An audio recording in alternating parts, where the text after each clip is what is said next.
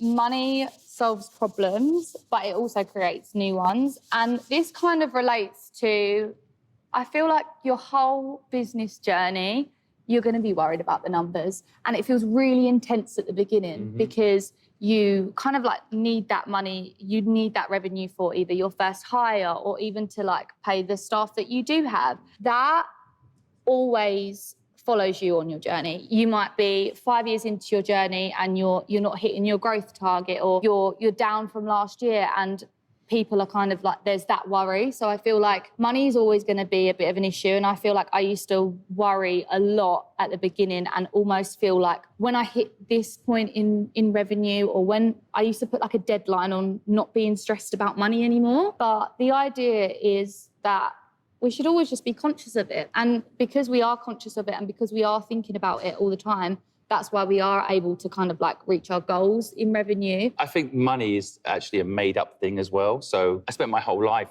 trying to make money. And then when I made money, I was worried about losing money. So it's like, if you can just accept... I've always said to myself when I first started my business, I didn't know a lot, but I've always been a big dreamer. So I would always say to myself, money is easy. I would say that every single night, every single morning. And the way in which I would put it is, if money is so easily kind of spent, why can it not be accumulated and made so easy? And there's so much money out there too. Exactly. Yeah. So I've always, whether it was like a crazy like thought of mine, I've always told myself money is easy. And for those listening might be like, that's okay for you now, you've got money. No, I told myself that when I, spent my whole life savings that I was going to put on a deposit. That is what made me take the risk. I was like, money is easy. This, this was going to buy me a house, but it's going to come back. Money is easy. So you didn't put money down for a house, you put it into your business instead? Yes. It's literally like what I've written in my book. People have to realise that you have to put money into something that's going to make you money, not sit in a house that doesn't actually,